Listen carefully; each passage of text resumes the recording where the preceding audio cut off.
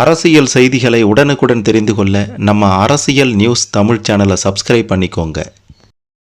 2026 சட்டமன்ற தேர்தலில் எந்த கட்சி வெற்றி பெறும் அப்படின்ற மாதிரி மிக பெரும் அளவிலான கருத்து கணிப்புகள் ஒரு பக்கம் ஓடிக்கொண்டிருக்கக்கூடிய நிலையில் ஒரு சிலர் திமுக தான் மீண்டும் ஆட்சிக்கு வரும் அப்படின்ற மாதிரி சொல்லப்பட்ட நிலையில் திடீரென பார்த்தீங்கன்னா உளவுத்துறை கொடுத்த அதிர்ச்சி ரிப்போர்ட் மு.க. ஸ்டாலின் அவர்களை கதிகலங்க வைத்திருக்கின்றது.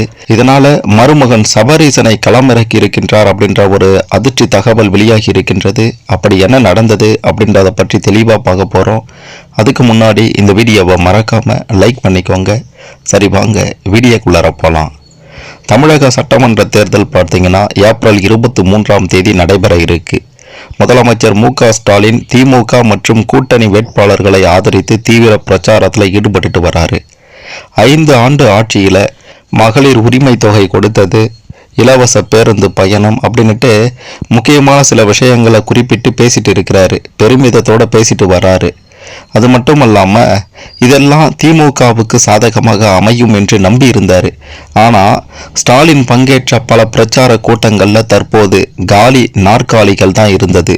இதனால் திமுகவினரும் கூட்டணி கட்சியினரும் சரியாக தேர்தல் வேலை செய்யலையா அப்படின்ற பெருத்த சந்தேகமும் ஸ்டாலினுக்கு எழுந்திருக்கின்றது. கூட்டம் சேராததற்கான உண்மையான காரணத்தை அறிவதற்காக உளவுத்துறைக்கு முதல்ல உத்தரவிட்டு இருக்கிறாரு.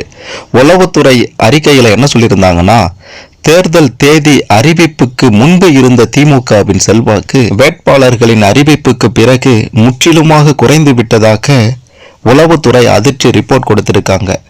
இதனால மக்கள் மத்தியில ஆளுங்கட்சிக்கு செல்வாக்கு குறைந்துள்ளதை அறிந்த முதலமைச்சர் ஸ்டாலின் அவர்கள் கடும் அதிர்ச்சியில உறைந்து போயிருக்கிறாரு. இதன் பிறகு திமுக நிர்வாகிகள் மற்றும் கூட்டணி கட்சி தலைவர்களை சந்தித்து தான் செல்லும் கூட்டங்கள்ல அதிக அளவில் தொண்டர்களை கூட்ட செய்ய நடவடிக்கை எடுக்கவும் உத்தரவிட்டிருக்கிறாரு. இதற்காக தன்னுடைய மருமகன் சபரீசனை களத்தில் இறக்கி இருக்கின்றார். சபரீசனுக்கு புதிய பொறுப்பு அளிக்கப்பட்டுள்ளதாகவும் திமுக வட்டாரத்தில் இருந்து தகவல்கள் வெளியாகி இருக்கின்றது. இதன் ஒரு பகுதியாகத்தான் ஏப்ரல் 12ஆம் தேதி திருவள்ளூர் சென்ற சபரீசன் திமுக, தேமுதிக மற்றும் காங்கிரஸ் வேட்பாளர்களை அழைத்து பேசியிருக்கிறாரு. கூட்டங்களை பெரிய அளவில் சேர்க்குமாறு மாவட்ட நிர்வாகிகளுக்கு அறிவுறுத்தி இருக்கிறாரு. சீட் கிடைக்காததால அதிருப்தியில் இருக்கக்கூடிய திமுக மாவட்ட செயலாளர்களையும் எச்சரித்திருப்பதாகவும் தகவல்கள் வெளியாகி இருக்கின்றது.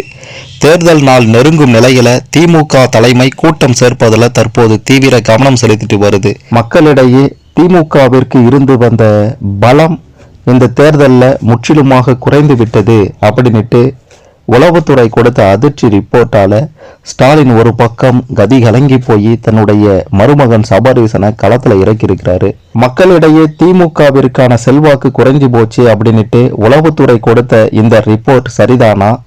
நீங்க என்ன நினைக்கிறீங்க? உங்களுடைய கருத்துக்களை மறக்காம கமெண்ட்ல பதிவு செய்யுங்க.